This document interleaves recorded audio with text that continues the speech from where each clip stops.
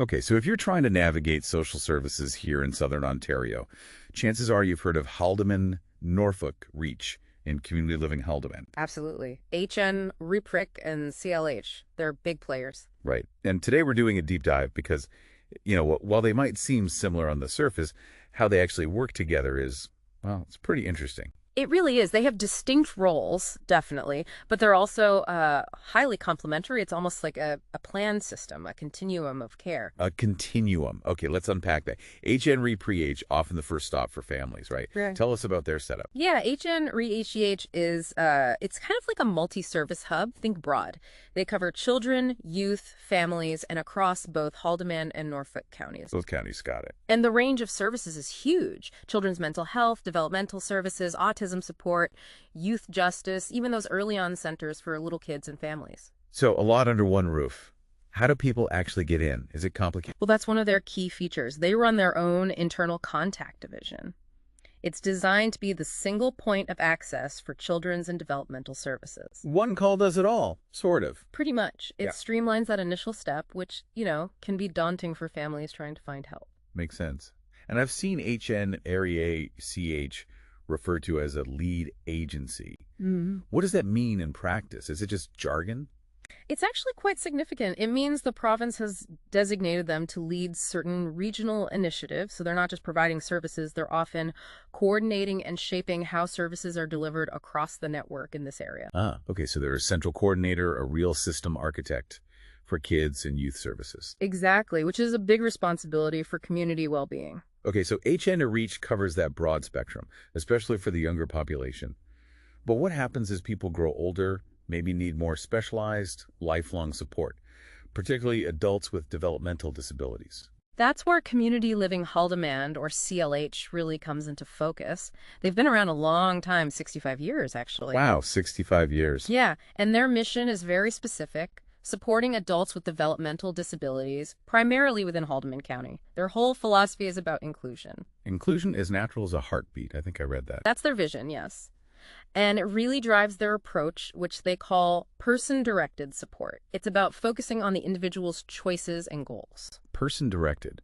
Can you give us some examples? What does that look like day to day? Sure, it could mean support in their own apartment through supportive living, or maybe help finding a job through their elite employment services.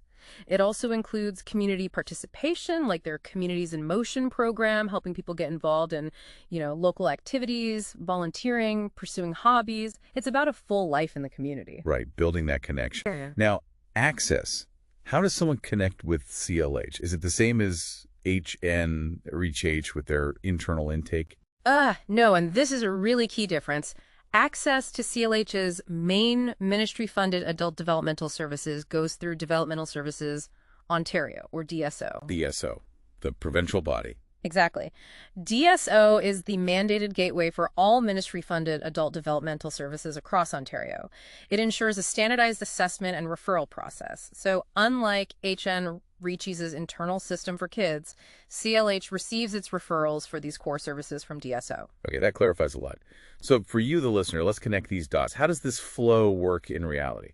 Well, the way it's generally designed is that someone might start with HN or Reach in their childhood or teen years, getting that broad range of support. Okay. Then as they approach adulthood and if they need ongoing developmental support, the transition is typically managed through DSO. DSO assesses eligibility and then refers them to an appropriate adult service provider like CLH. So it's a structured pathway. Yeah. HN reaches for younger years, then DSO facilitates a handoff to CLH for adult support. Precisely. A warm handover, ideally. It's a policy-driven approach meant to ensure continuity of care from youth to adulthood. They're not competing, they're distinct parts of a planned sequence. That makes sense. It sounds like real collaboration has to happen. Oh, absolutely. They work together. A great recent example is CLH partnering on that new affordable housing project in Dunnville. The 56-unit one. That's the one. CLH secured several barrier-free units specifically for the people they support. That shows a real commitment beyond just day programs. It's about building inclusive community infrastructure. Yeah, that's tangible. So wrapping this up, understanding HN Reach and Community Living Hall Demand isn't just about knowing their individual services. No, it's about seeing how their distinct roles, HN Reach as the broad youth hub with internal access, CLH as the specialized adult provider access via DSO, create this intentional continuum. It's fundamental to the region's social safety net. It really highlights a structured approach. And maybe the thought to leave you with is this. We see this structure, these handovers.